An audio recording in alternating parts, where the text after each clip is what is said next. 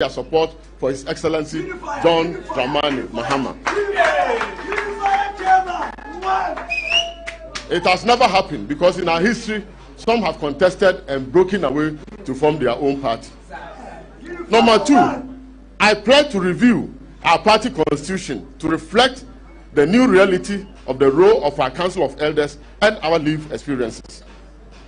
Number 3, I pledge to review and synchronize the party structures to restore consistency and institutional efficiency at all levels.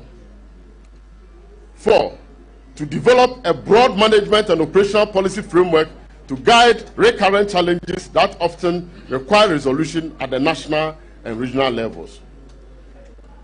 I pledge to work in unity with all elected officers to restore the certainty and the centrality and integrity of our party.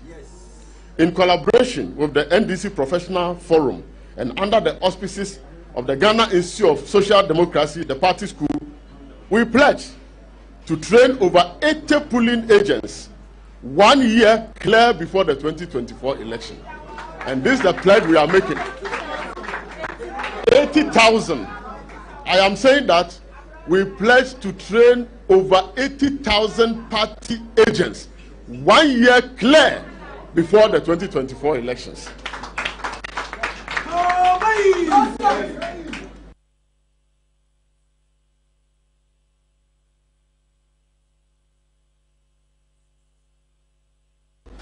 Again, through our initiatives, there has been a strong legal forum called the NDC Lawyers Association at the national level, which has established regional committees who are taking responsibility of legal issues at the various regional and constituency level. I pledge to institute what I call assigning one lawyer to a constituency for the 2024 elections. At the recent meeting of the NDC Lawyers Association, we counted over 230 lawyers who attended the conference. And so we believe that we have more than 275 lawyers who will be deployed one each to the constituency to work with them, train them, develop their capacities, and also become members of the constituency coalition agents on election day. I pledge to establish a business and economic desk of the party at the party headquarters to oversee pragmatic economic programs to empower our party members.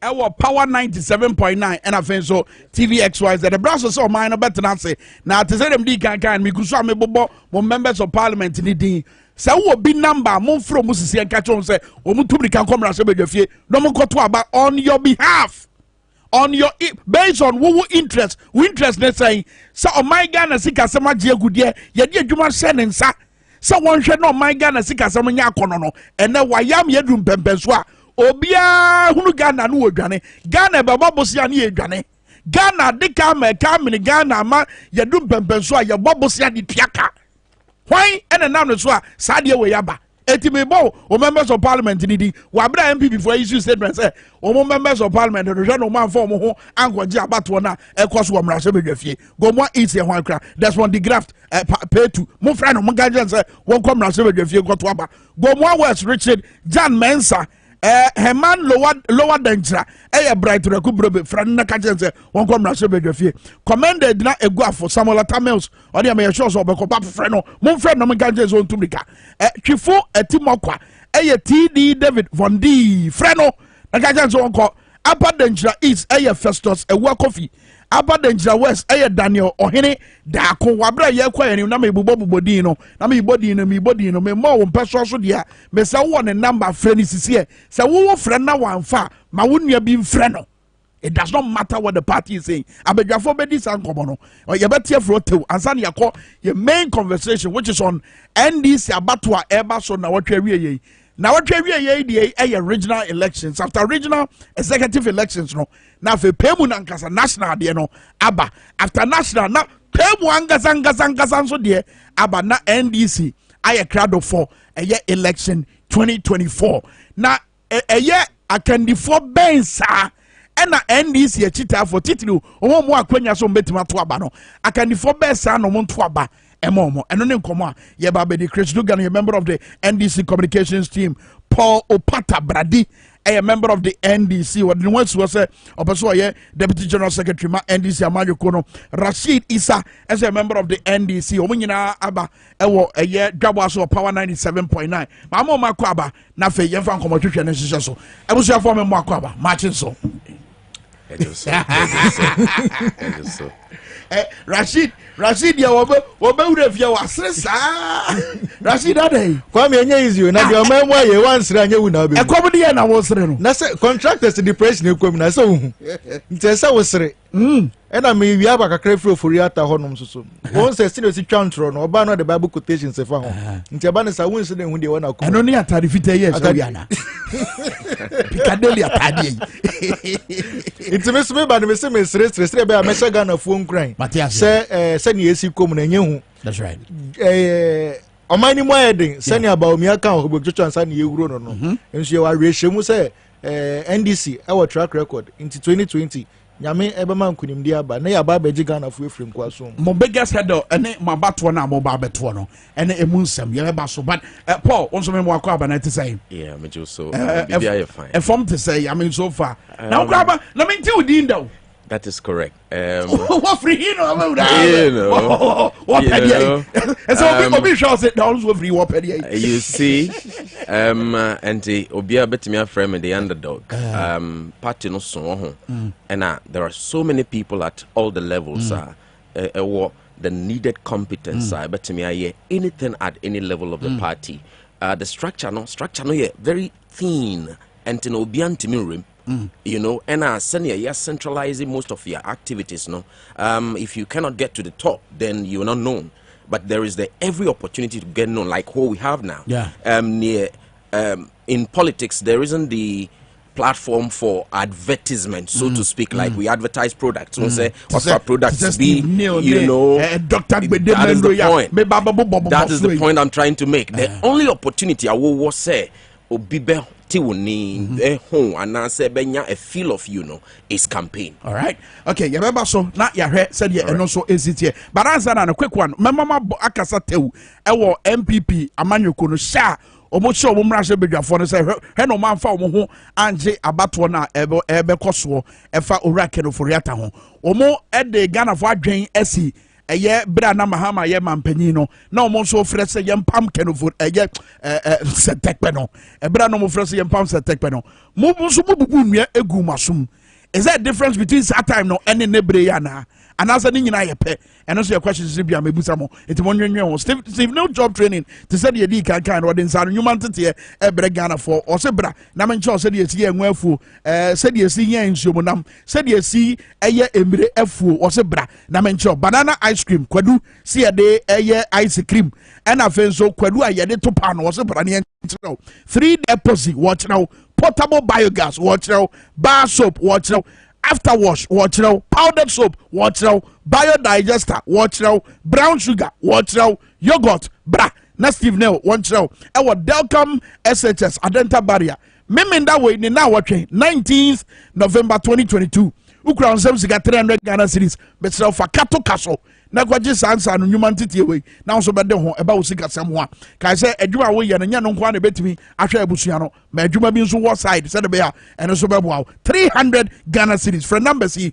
055 555 9464 and 055 555 9465. Stephen Job Training was your hope for a better life. I feel so Bedema Herbal Center down my the Bedema garlic mixture.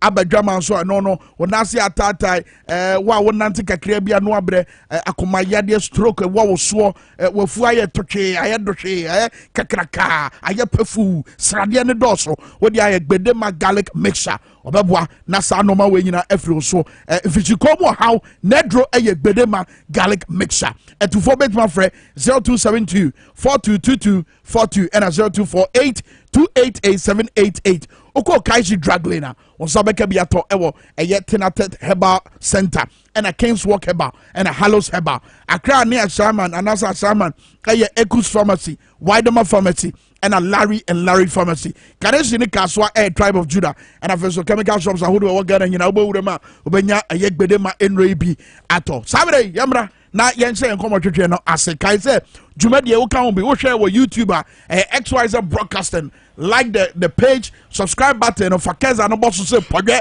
ye ba mfrema ma wo ye be ba okoko se yaba na wo so abeka dwumadi no ho pa 979 Facebook live wo hwe no na wo che se be amansa nyina ensa ebeka show yi me sha se free ho Rashid is anafe maba ho Paul wo MPP amanyo krokrata ya watwe ene nsha what's the members of parliament who want to say Mamindi Kanfa in Chiakesia Emma Tema West constituency for na any NDC and I'm a science why show Munkran Kanka parliamentary regional election. And that's all go for me. And I say oh my the ultima say that the state news now.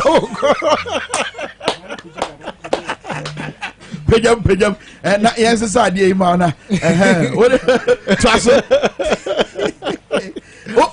what Chatama West for? Na me Chatama West for ni na say ho na me free. And almost na ehye me nkran say na me ya adoma member na chese. Ma menye wait te wo ho na menkenka messages bi aba wa bra ye mo atra konya foforo so yesa ye tia no what of na na ada from say brim message we free ye akaflu also kwame interestingly was it interestingly and coincidentally on 10th November 1999 minority moved a motion of censure on the finance minister Kwame Pepra. The motion was moved by Dr. Kofi Kunedua Preku and seconded by Nana Ekufuado. The majority then, unlike now, was a clear one. The motion was lost though. Today is 10th November, exactly 23 years. Kwame Minka, Speaker Bagben, our leader OKMB, and Cletus Avoka were all around. Kwame, this world there. Eja, Mamintonka, Rashid. Kwame, sina meeting kadi nchiama tema West way. Quickly on this MPP for one semi. One say yet your mind more rule of law. As you are done in Wagana hasi. Inti omo esim raniti ase. Inti na some of us are still pushing for the constitutional amendment. Na sa wo kasi yensaki finance minister. Ye tie baby o. Ye kana mo say propaganda NDC for na deba. E na mo ankasa mo sore waka. Na mo say akwa no wedi ehwambo. Inti say de na ye babom. Ni ababe yi na free honum enya omo ne kan na fe de ba ne sen obi ko share omo so omo nkaka na we de be full some person omo so de omo mampeni no nado ana say na nsen a omo ko threaten na ye tua omo MPs common fan dem omo nti no omo ati some agin suddenly ana parliament ni et ni eton ye ho ana ukọ kan ye say ye kase ensaki setekwe na me bi sata ma setekwe be finance minister in 2013 na Ghana GDP ahe. In 2013, Obaye now your deficit just about 12% deficit. At this time, Krampoyen to Minkai and close to a GDP of about 60% ratio. And decided say we want to implement a homegrown policy to reduce to check your expenditure as a country. Now you're reducing national debts near debt. And then this was implemented beautifully. Now me bisata mano foriata or na unemployment na Ghana unemployment rate here. So say me no can say unemployment rate in Ghana alone just about out of the 30 million here within the ranges of 15 years and above. Yeah, unemployment rate 13.4%. Oh, am I when unemployed? Wow. 15 years and above. Wow. Time I said take over now more cano. Now unemployment was just about 4.65%. Was it compared to what Oforiata is doing now? But they crowd more fresh say Yempamono. He was doing a better job than you.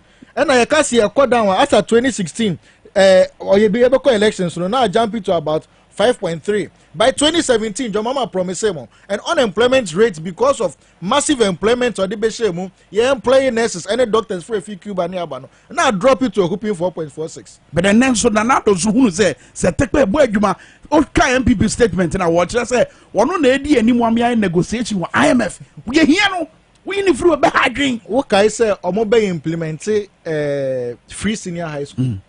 This same finance minister Ofuriata Bekachere and say he feels left to him alone. The policy should be reviewed. It sounds like needs assessment. It needs assessment. In the same way, Yababa implemented e-levy. It took the same Ofuriata and a year Rabaumia. Say, e-levy amodibe. I shall be Hagana fool. In so ecosis and I am Kamasem.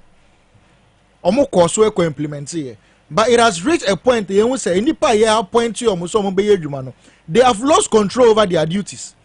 Yenim so for Yata and in the data bank and in the Sika financing another campaign all through on the buy. So this is a scheme to reward Ofuriata.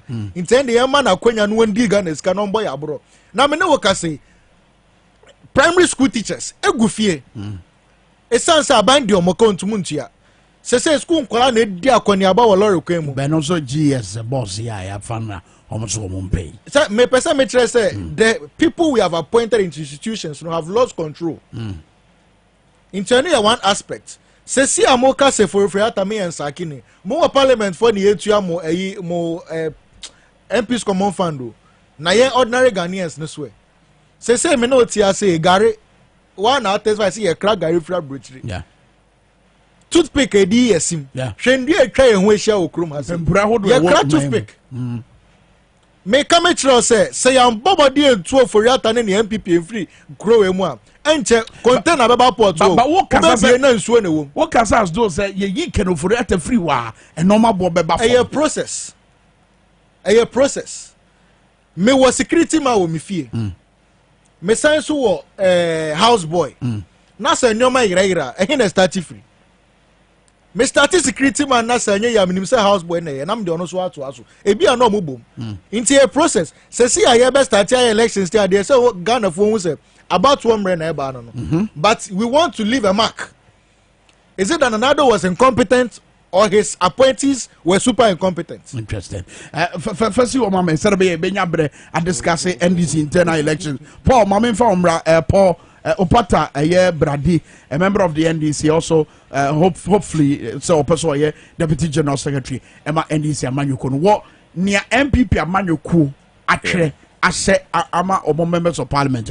Is it the case that the political party are more powerful than M-Pesa for no? Okay, Kwame, Mamim Fanchia, Emma Yetifo, particularly partakers in our upcoming regional conferences, delegates, aspirants, me wish you all the best of conferences. Kwame, specifically to your question, say whether the MPP as a party is becoming more powerful than the constituents, I mean, for whom these persons are in because parliament. Me share constituency be to say Berekum East. Yen friend of MPP Berekum East. Berekum East. Berekum East, and that is correct. But what name? The party is acting. Party no to an amount be to prevent the shema anka ene ebeba the lack of capacity to act decisively. Nanadu antre on the issue of the finance minister also. And the party is only being smart. And it is proper to look at what the finance minister has done so far and what should have been the first call of action on the part of the president. 1 year. You understand? And the party it's just to save face, save the president's face. Hey, how? That's the point. See, Mamin Chiro Bibi. Parliament has an oversight responsibility over the executive, right?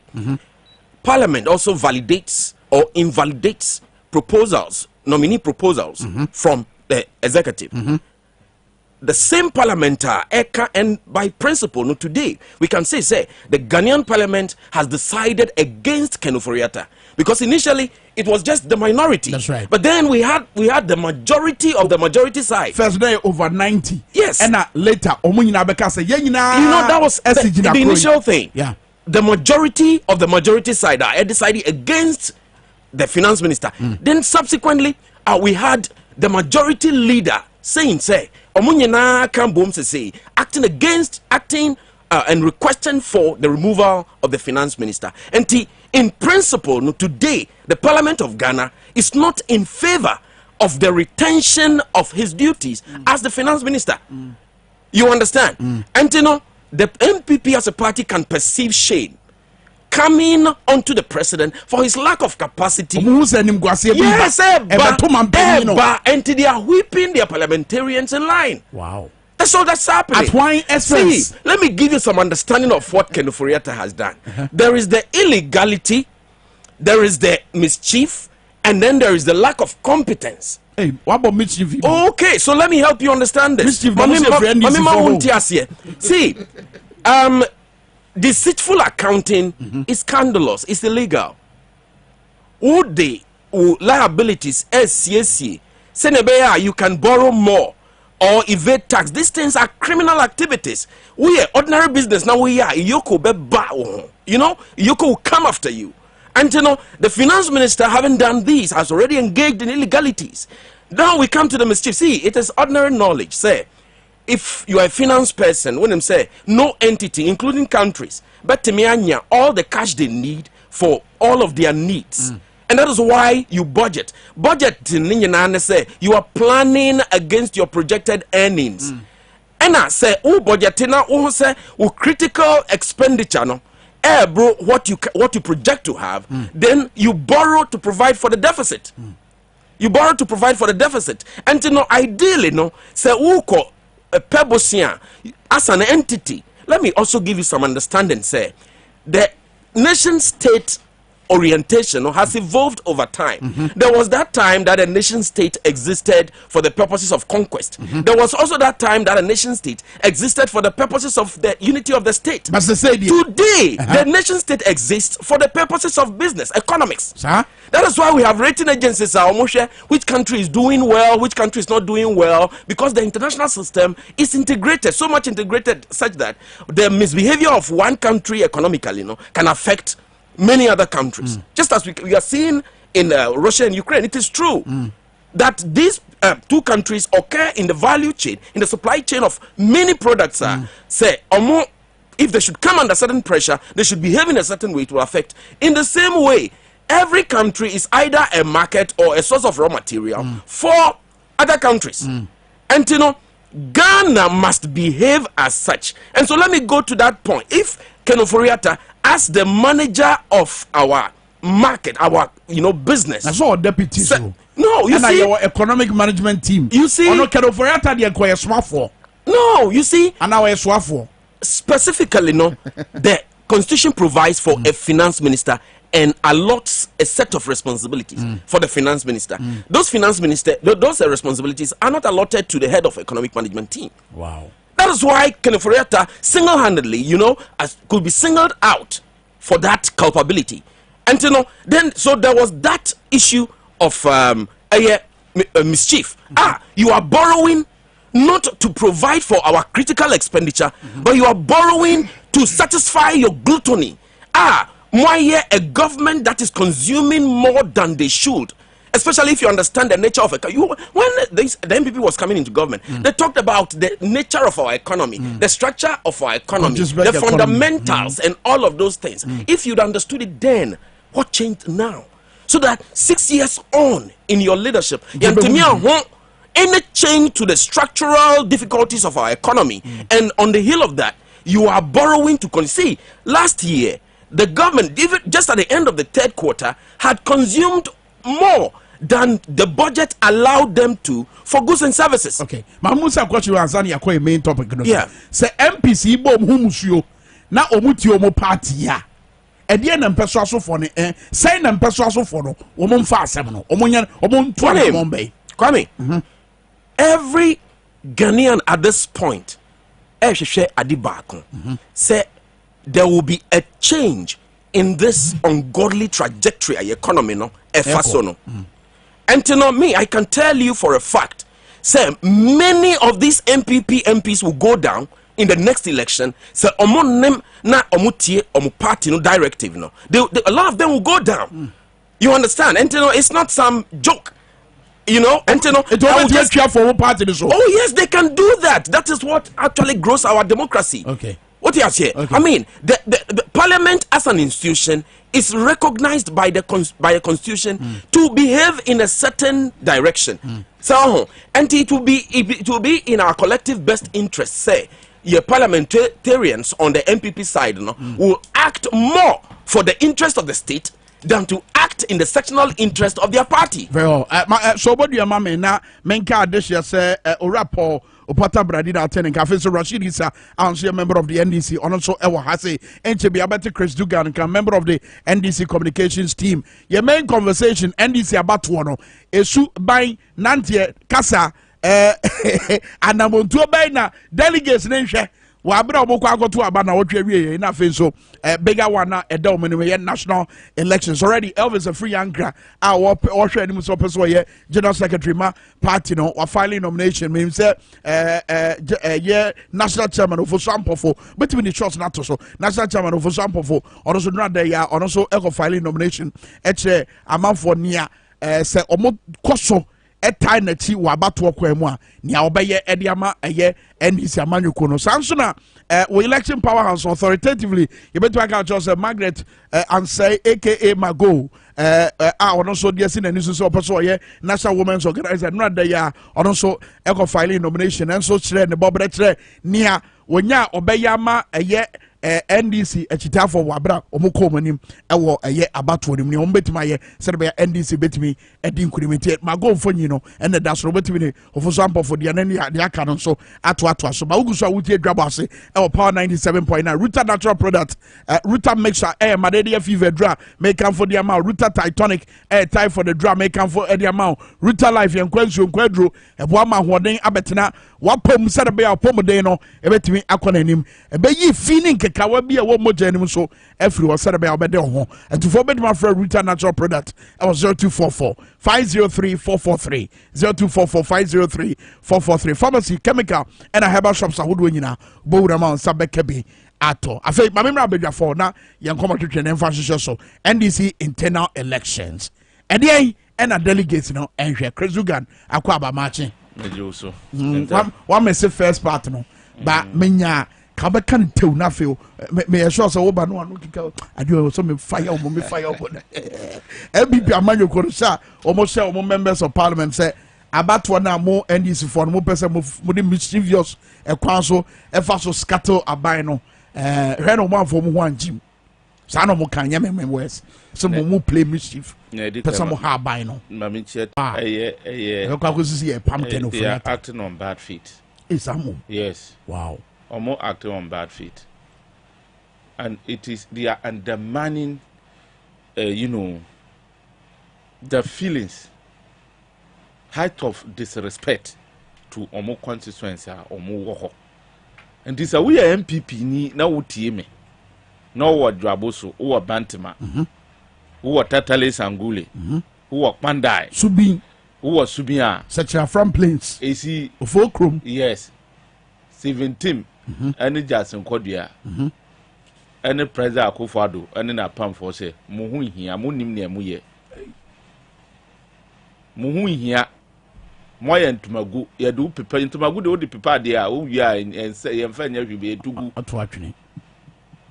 So, MPP leadership, catch Romo constituency say, Omuya and Tumagu, Omuhu here, Omuhu Nifaso, but Omo, so say. I will give you reasons. One more time. When they try to make this negotiation, when they try to make this, comparison, and you realize that they are so confused, and it is bogus and fraudulent for anybody to make this comparison. In any case, why do we even vote for change? In Fiesta, you still have that, the moral right to compare mediocrity. You are comparing mediocrity 6 years in government. You mean they're not normal friend mediocrity? So you want to compare it? And over 90 MPs almost side in parliament.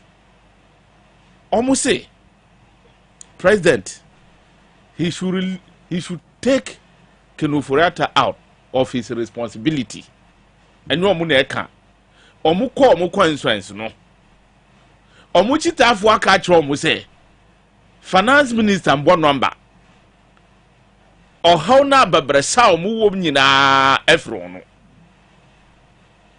kata hihye proye self greed conflict of interest ekoso no ka ho na ahonchire aba enti omu sire omu no mampanyin kasa na won yi akwa ne free. This is what MP said over 90 enya Krizuga na NDC na eka enti se mo national executives mo MP say mo chita afo a yesumo omu se won be represent mo parliament ese kenu forata won number omu kon ebu ye ni mfiri ho na mo atena ho akotena se with chairman team Justin Kodua na mo atro letter ten commanding your MPs say in someone am conference catch mu no mo forget mu omu yantumagu ye they are people that omu hu nimfa so we only need them for election ya use mu 2020 ye wie mpempenso a edru mu hu hia enti no omu kanu don't hit to them release na ase nyina na ma kire no and look MPs didn't hear futu na it's up to them, okay. But I want to serve them notice and caution as well say so mu nim no mu kwatie intim ani Justin Kodua omu bebre ba kofi that is how it is masa kwofo brew enese na do aye Ghana amagana atita pansa adwuma ho aye den omo amu ye wuti parliament krampo no etisen na ya pam wo say betena fi so it's up to them, okay, but I know they know what is good for their constituents, okay, and anything na yenya GDA say omo ba represent you, okay. So I don't think they'll fall for this na me di wie no, yes, I know omo say and the setekwe look why and the setekwe fine na ebimu ewe ye party mu fe say oh na policies bi wo kwa na unfriendly ka president mama mi ba na president mama yin na wan yin no sata na Ghana tc if you are comparing Setekwe and the hopelessly incompetent Kenuforata and Akufo-Addo sa time no na fuel liter ye saying petrol no liter ye saying diesel liter ye saying this is the politics we should be doing, the intellectual one, politics of national character. Yeah, your politics are. We should have the nation at heart. Okay. And that is what we should be doing. Very well. Okay, one man term into where you may answer P. Yanko your main topic no and this internal elections. No, me shall say through of course Rashid, me shall say through 1 year wususu ye mu no. What do so to from any near 1 year ebeba be ya dia ebeboa NDC no. Delegates no dia no mo hwe. Kwame mebe ko no so na mefa lady bi a friend no abena mpofoa osija na ugbo no pe no afole am gidigidi ase to aso sa na kufole abena mpofoa mo fire oso afole am gidigidi oso aye dey afole am gidigidi nti ase mi wi a mendwene ho se me de na ma me mo na se anyway regional elections here babekwe adebako me de beto delegates team no say one be dia dance say atena opposition almost 8 years ni and 2 terms into me can 8 years and it has become so obvious say abani babeto the tables are going to turn hands and then the way MPP as some messy up or mine no definitely omoko opposition. Number 2 mistake I me feel say NDC for any say atena say Emma MPP for year or more elections in area my say account presidential upon by. So they have ample time to infiltrate into your system nemo. Into we should be very careful of one vote buying. Because omo discuss about the shame omo per kwanya omo say enya influence and government. Into I'm not surprised as they say we be one radio station or the other. Na ye boni pe kutia and you we MPP for na then buy and on MPP for information and so on. You're very careful. The candidates eba be shame amo musika some be contest elections into say adwin na say one my sky and to abadia and there we should be careful. We should rather look out for nipa omoya competent field marshals nipa party no eda makoma ho ombetuma ye adwuma de bia me ba branch here ba akoso Amos amose deputy regional youth organizer Greater Accra as say oko Greater Accra youth organizer no I mean ne modern bo e grassroots team no unbeatable and I metumi akash yakupo de munyam say Amos one of the reasons why tertiary institutions across Greater Accra especially SRC presidents no abeye NDC Usanyoma we and you see looking out for and people we are going to elect into office. Yes, say when is Ghana. I don't think I will bonnie say ne modern money. No, I mean I'm sure there's a reason here will bonnie. He's an example of the kind of people we are looking out for to lead the party. No, son will be to be no infiltrate. Some can say ono ni entomano. Me say he is one person I've seen. Example. Yes, I'm saying say. And then one on one.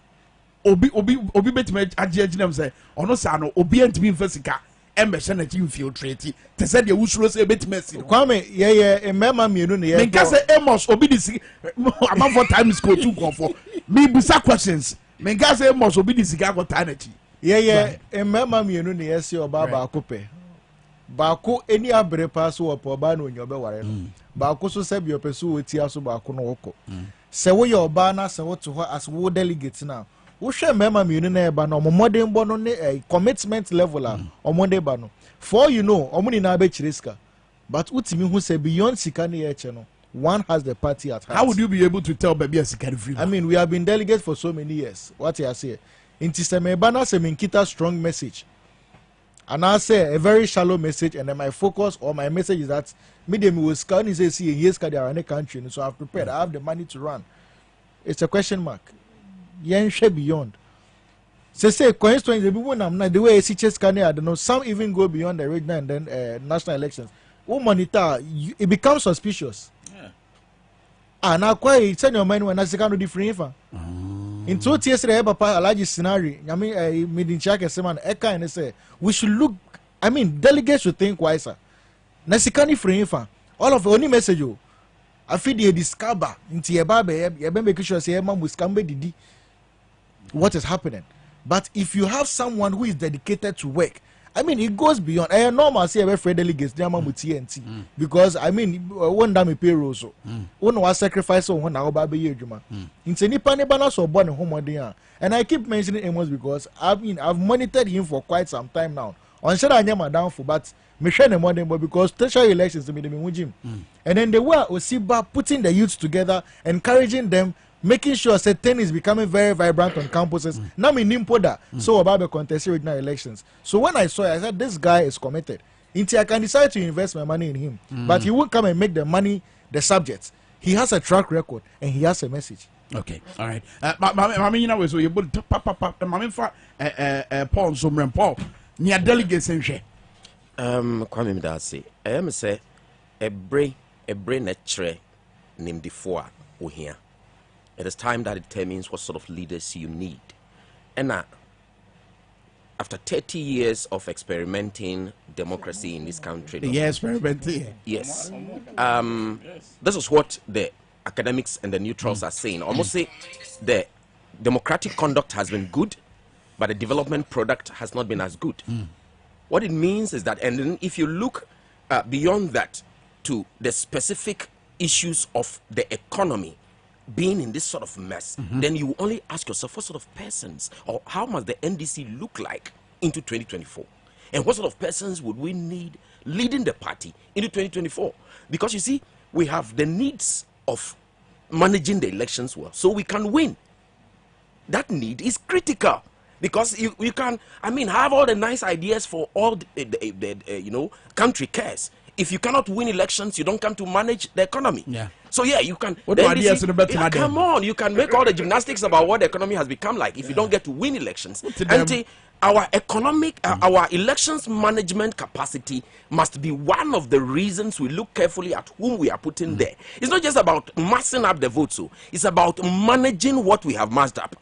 And the people of integrity, they won't allow spaces for the votes we have. See, in 2020, any people pretend you better than one who said, wait here. When is a man of integrity, how do you determine that? You know, there are two ways you can go about it. Any pretend you, politicians especially. There are two ways you can go about this. There are two ways you can go about it, Kwame. Bakune say, when you're confronted with two odds, yes.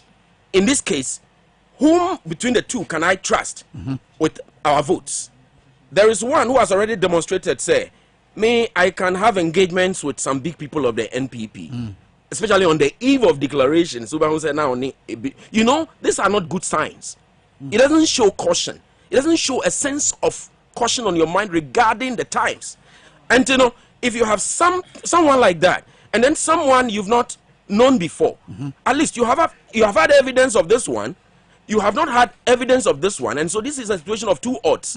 Your better odd is the one you've not had evidence of having done any wrong yet. Even though you cannot completely say, given the same circumstance and the same situation, the person will not act, you know, I mean, in contravention of the expectations or aspirations of the people of the party. And, you know, it's about the issue of two odds. Then there are those that have demonstrated blatantly that for them, it is more about what they get, the sense of self. And so if you can have traces of this sort of behavior, why would you risk our votes? Why would you do that? And, you know, hold on. Sense of self, no, dear, or say, what your worker say, or what your Dumbenian Kwana, yes, a bed and woohoo. At the end of the day, a super no bed in a dear Chesa. See, Kwame, we encounter people, and you know, Shakespeare Nekaya said there is no art in finding the mind's construction in the face. But, yeah, what you say, what you do, me shower, first few things you say, get me to understand your orientation. And your orientation is what determines what you are most likely to do. And you know, these are ways. And you know, you're very discerning. This kind of election we are going into, no, it's not about whom I know, whom I love, whom I've heard more. It's about paying attention to the needs of the party and the needs of the country that the party must come to help, you know, resolve. Maybe I would see it. I'm through and I'm bought a year Chris Dugan. Needs of the party, the party, you know. When they delegate, I'm sure it's a delegate. I wouldn't delegate, you know, education come out. What's our appreciation? And also more our sense of appreciation. Say, the party in here and here. What do you come out when you're self feeling? Okay. Baby, I was to say, NDC, Aqua, the last hope. Not the hope, yeah, hope, and there was last hope. NDC, Aqua, the last hope of this country. Samo. Yes.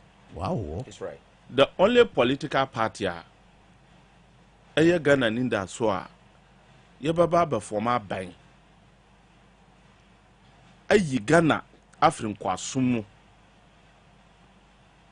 The abyss Nanado has sent us to NDC. Inti mesre yechitafo mesre delegates, dear delegates, Yenshe Ghana. Let's look beyond our party and consider the country Ghana. The only party a chita for Kasa. You know, Mukasa, me Sadiano. And let me say, you drew. Oh, you're back also a bosso. Baby, I June to 4. Ebono, one here. That's right. June 4. Your friend June 4. Yeah, June 4. Baby, I June 4 a bono. Or here no. Tiwana me bo. You see, yan choosing Kofwa Omudi Ombaka in our boom. NDC need a unifier. And your monocracy. His Excellency Jerry John Rawlings, the founder of the party, may his soul rest in peace. Me kaise tamwana otiase. Ye kwashia aye National Delegates Congress here. And someone work on money.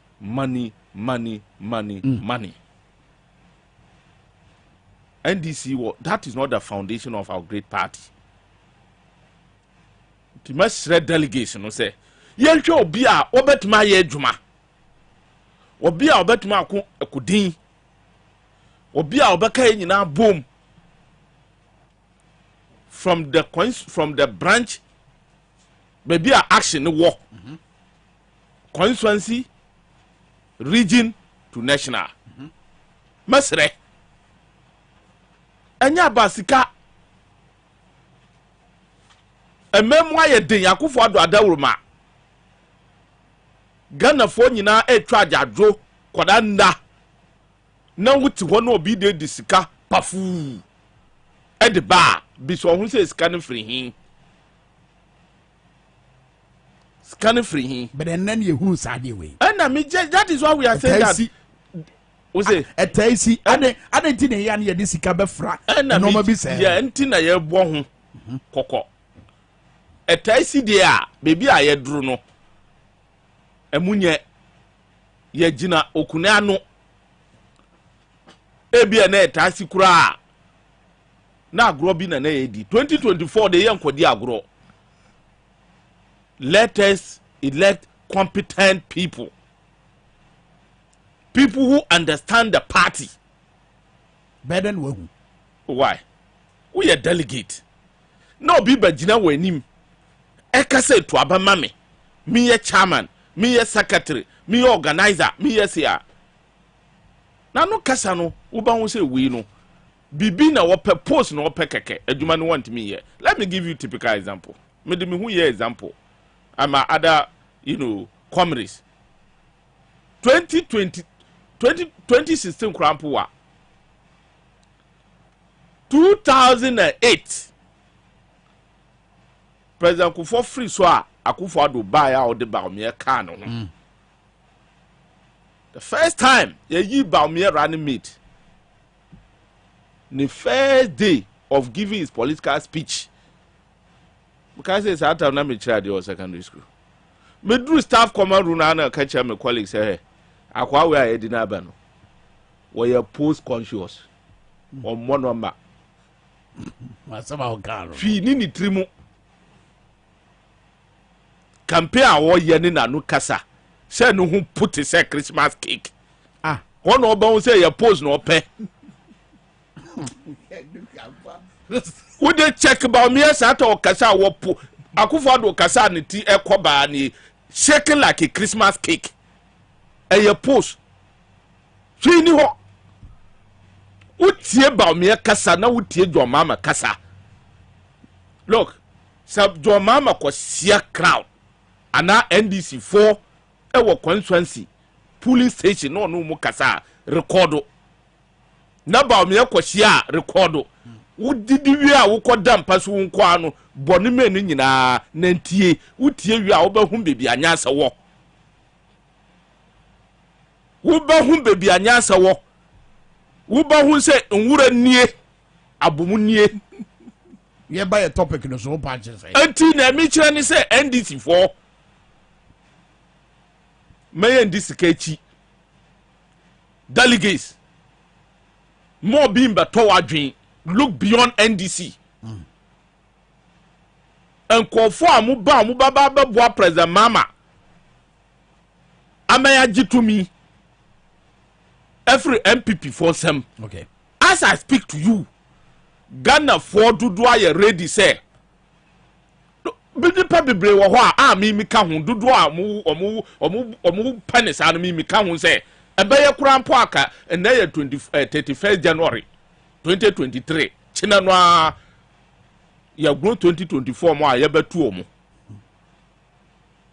mesre the party is the hope, the last hope. Na yehwe adadafo na omusu se yanto omusu no, let us look at their records.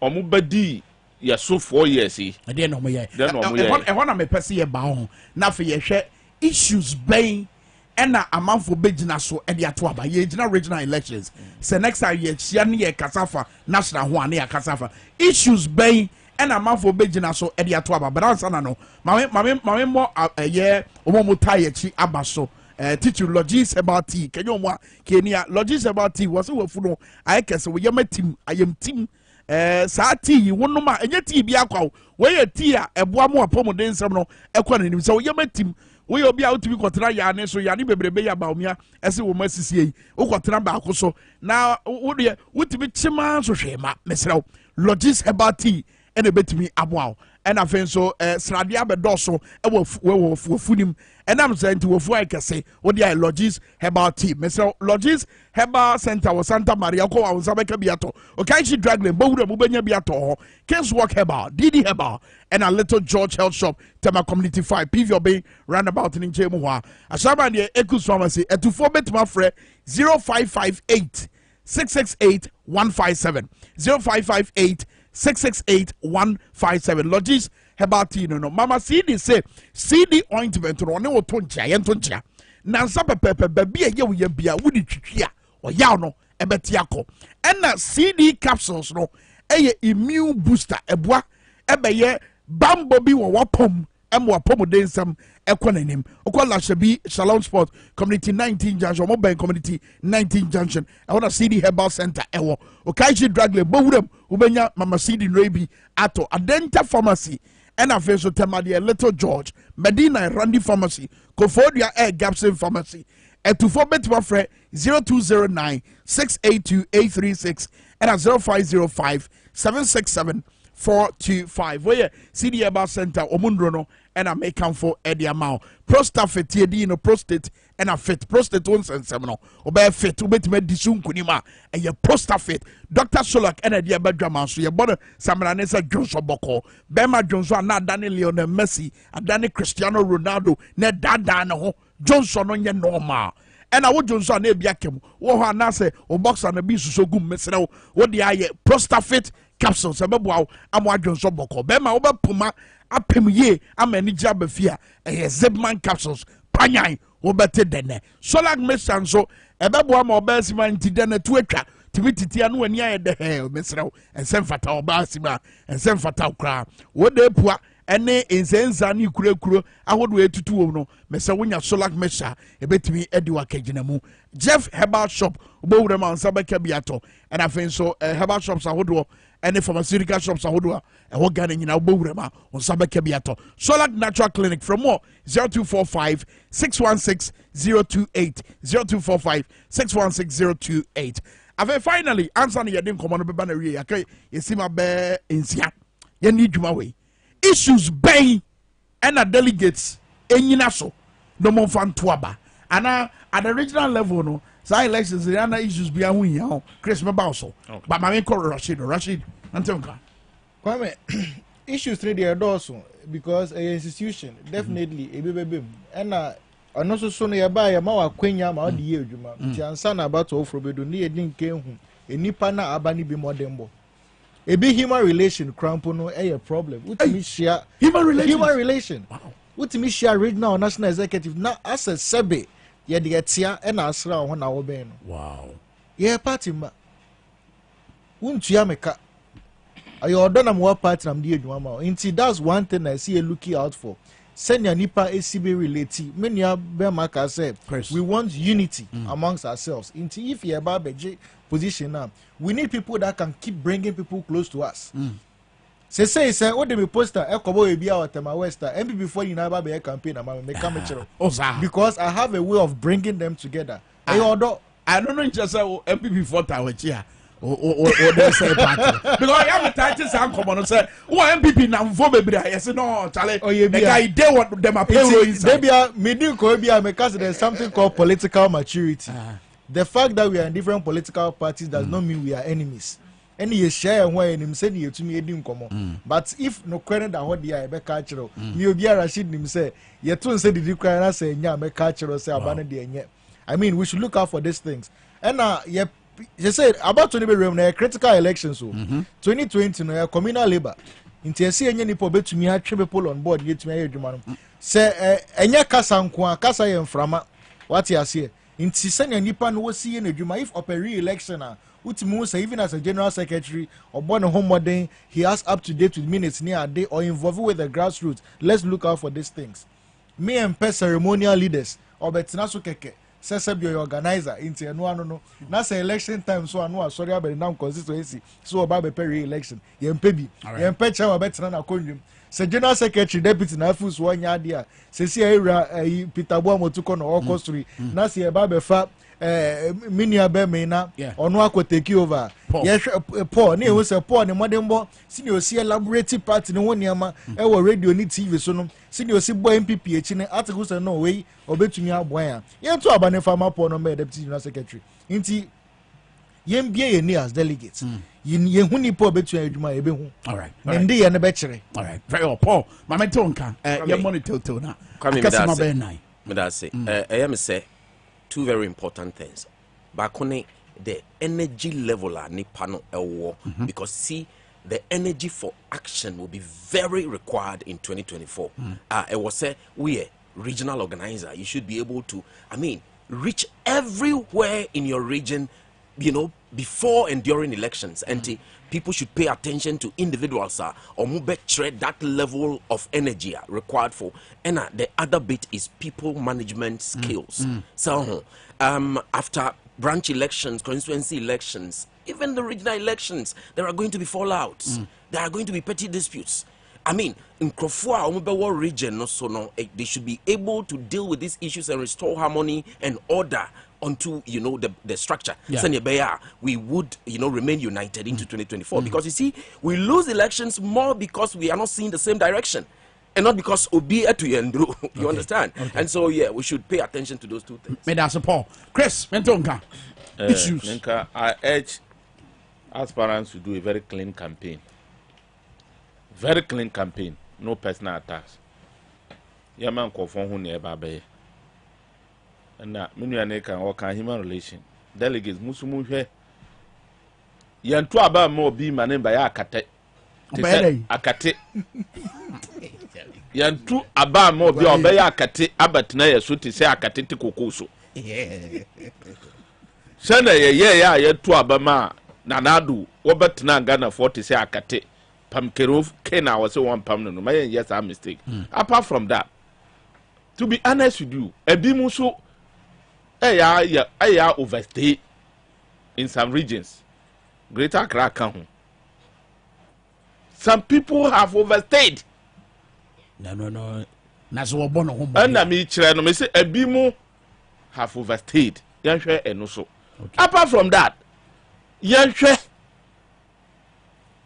the outcome of 2020 election, no, region no, na ye work MPC saying. Send all the back home.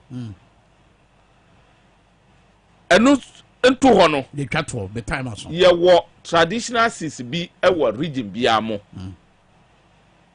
Sa traditional seat ne every and sa a particular region. I was say delegation no. And she namunya the leadership they will not come and interfere. Me kanka regional executives no. Muntuma executives are. Yetu abani wia na edru say your primaries they won't come and interfere. Okay. All right, Chris. Omo amba mamu constituency for mu to me as delegates say mumfa yi nipa wo pe nipa party pe say ba ya be kwa kunu with unity. Na a clean campaign, very clean campaign. Mate. Nobody should go and create factions. We say one pe we say we come. No. Okay.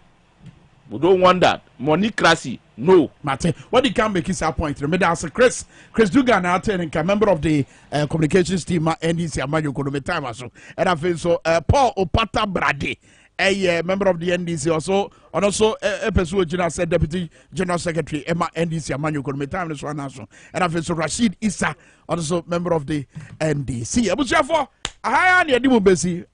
Usawusu ye jailer. Unso. They make catch you.